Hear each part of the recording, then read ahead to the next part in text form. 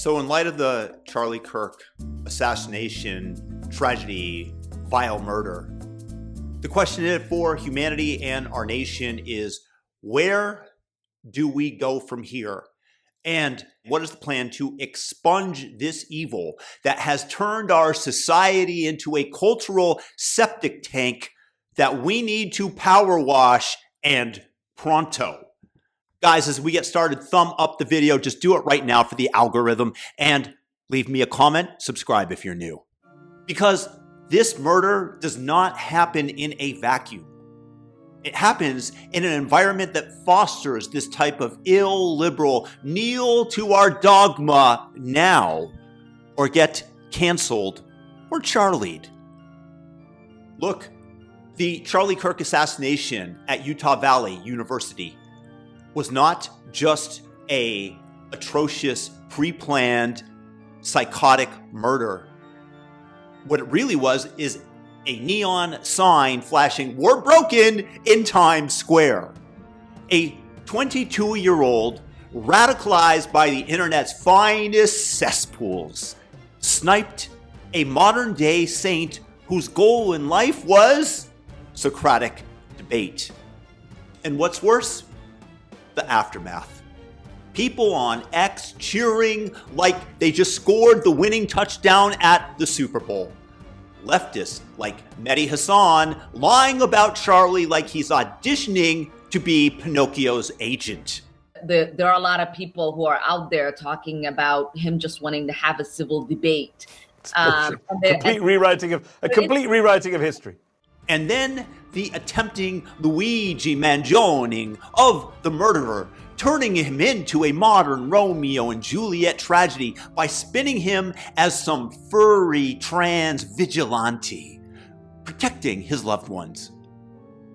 This didn't happen in a vacuum, my friends. It's the fruit of a culture that's been marinating in hatred, lies, and performative virtue so long it's basically kimchi so rancid it could star in a dystopian cooking show. And no, I'm not talking about your hipster aunt's fermentation phase.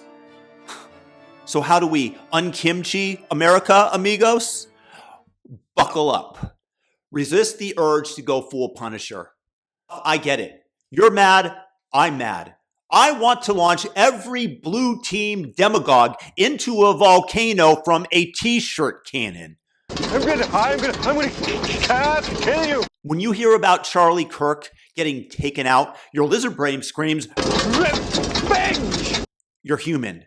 You want to go full Liam Neeson in Taken, except with a greater number of AR-15s.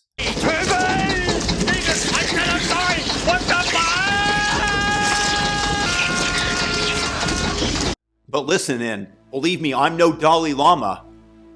Retribution is a trap, like chasing tequila with battery acid. MLK, the ultimate original G, his personal life notwithstanding, said it best. Darkness cannot drive out darkness. Only light can do that. Hate cannot drive out hate. Only love can do that.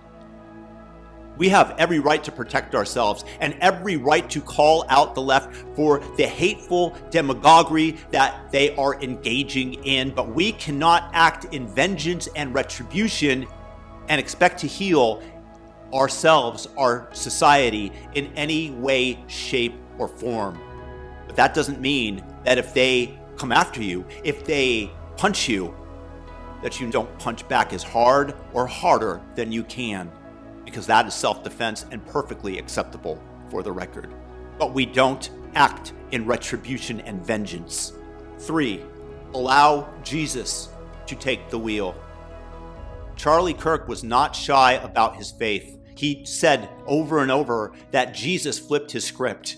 And he carried that into every debate without turning it into a cage match. He never intentionally made somebody feel less than.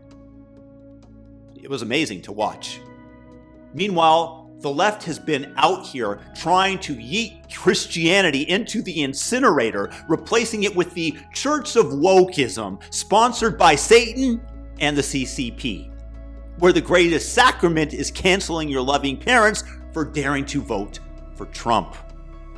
Spoiler, that religion's dogma is just rage with better branding, courtesy of CNN Zoom calls so sanctimonious they make a televangelist look chill.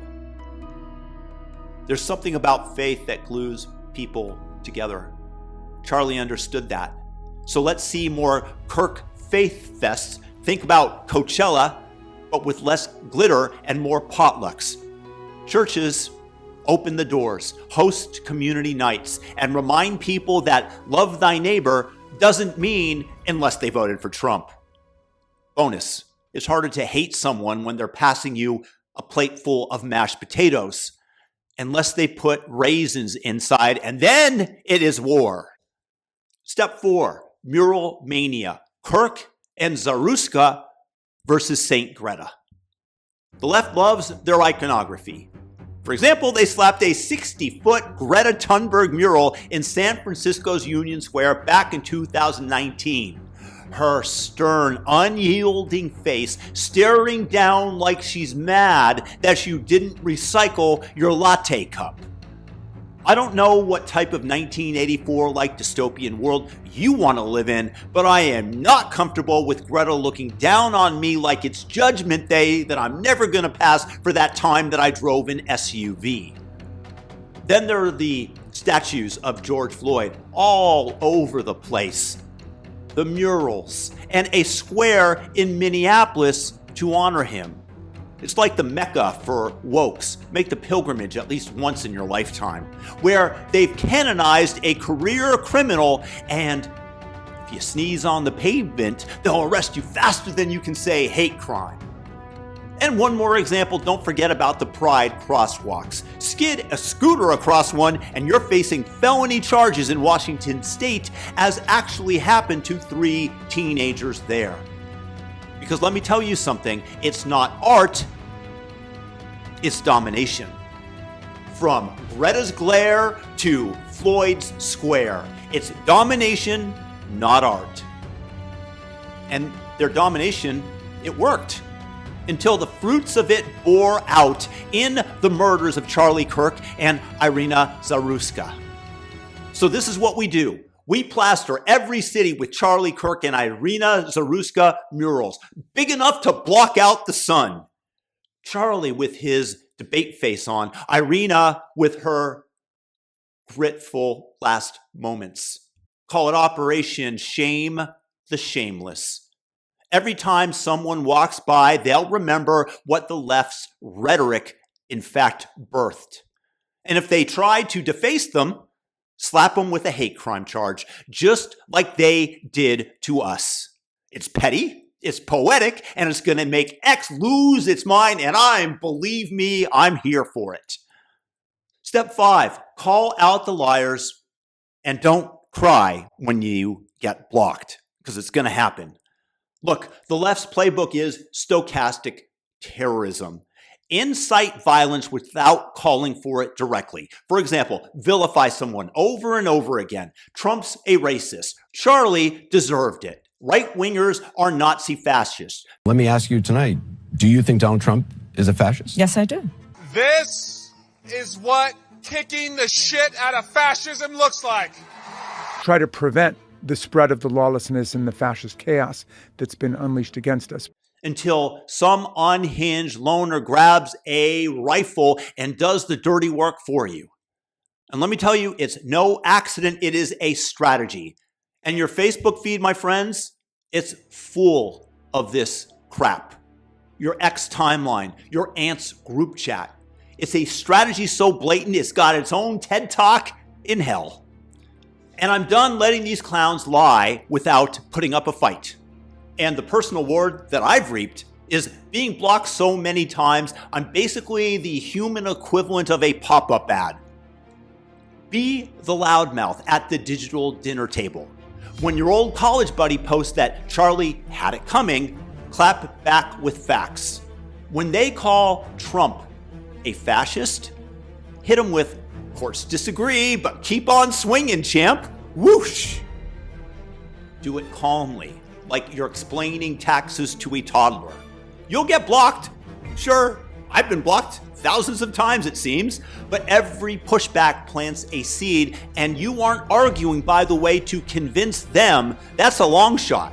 What you're doing is you're allowing those reading that aren't fully absorbed in the woke up echo chamber and out.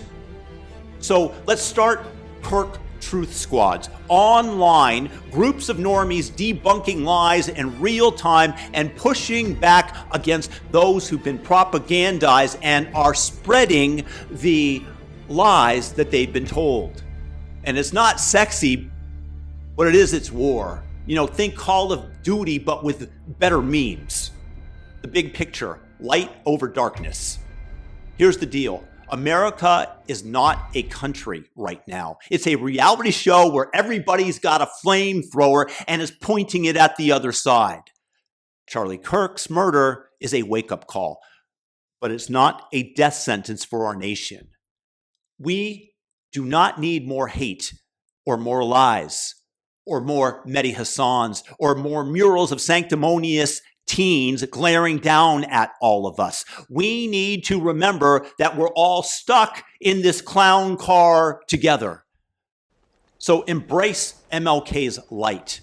Talk to your enemies. Rebuild faith. Paint the town with truth and call out the liars. It's not about winning at this point. No, it's about survival. So here's my final call to action. Go out there and be obnoxiously human. Hug a stranger, unless they're holding an actual flamethrower, in which case reconsider. Because that's why you tune in, for the practical tips that I'm able to offer. Argue, my friends, with love. And maybe, just maybe, we'll be able to stop this country from eating itself alive. And if that doesn't work, well, I'll be in my bunker with a lifetime supply of tuna and spaghetti and a bootleg Netflix account, living like I did when my bank balance was permanently overdrawn. Because, in my opinion, you might as well watch the end of the world while laughing. And if you want to join, you're welcome to do so, but bring a few bottles of wine, which I personally can't afford, to lighten the mood.